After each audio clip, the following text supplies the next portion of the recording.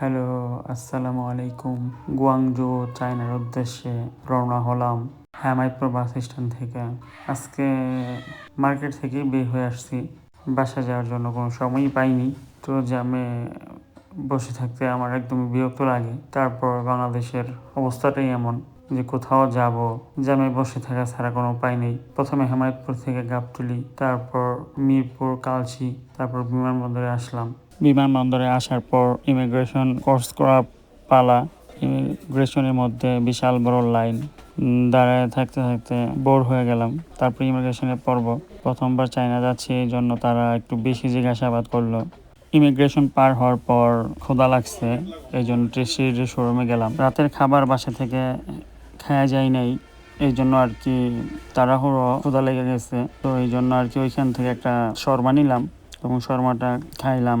অত বেশি খারাপ না, টেস্টির খাবার আমি সবসময় লাইক করি। খাওয়া দাওয়া শেষ করার পর এখন ঘোরাঘুরির পালা। তো আমি যেখানে বসে তার পাশেই আমার সব থেকে বেশি ফেভারিট ছিল এক সময়, কিন্তু এখন নাই, সেই সবটার দেখা পেলাম। ওয়েট করতেছিলাম যে কখন যাব সেখানে এবং সেটার ভিতরে যাই কিছুক্ষণ সময় কাটাবো।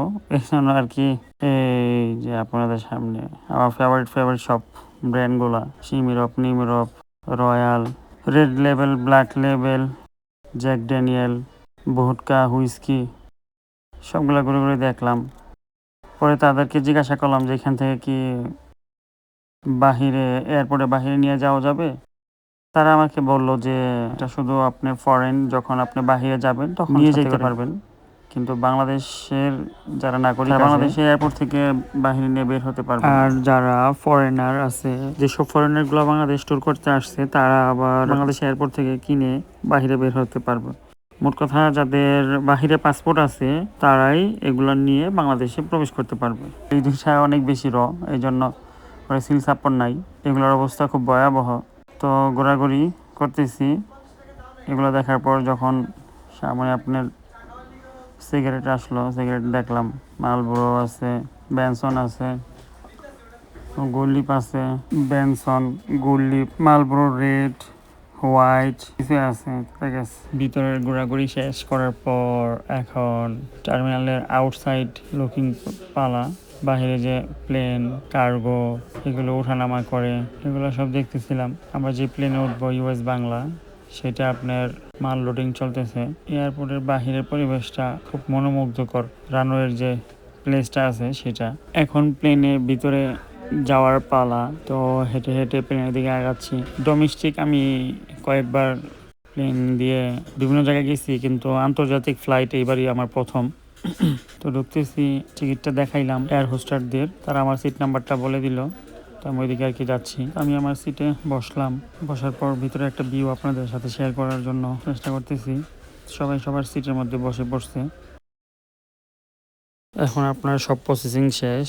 এখন আপনার প্লেন রানওয়ের দিকে যাচ্ছে। তো রানওয়ে যখন ফ্লাইং করবে তখন আপনার ভিতরে মোবাইল, ল্যাপটপ এগুলো ইউজ করা নিষেধ। তো সবাই দোয়া করবেন যাতে গুয়াংজু ভালোভাবে পৌঁছাতে পারি।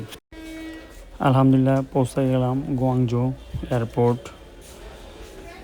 এয়ারপোর্টের ভিতরে পরিবেশ অনেক সুন্দর। চলন্ত সিঁড়ি,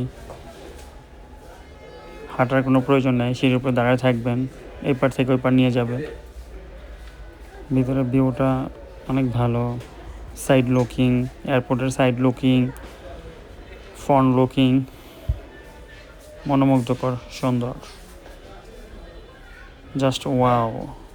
তারপর হোটেলে এন্ট্রি করলাম। হোটেলে এন্ট্রি করার পর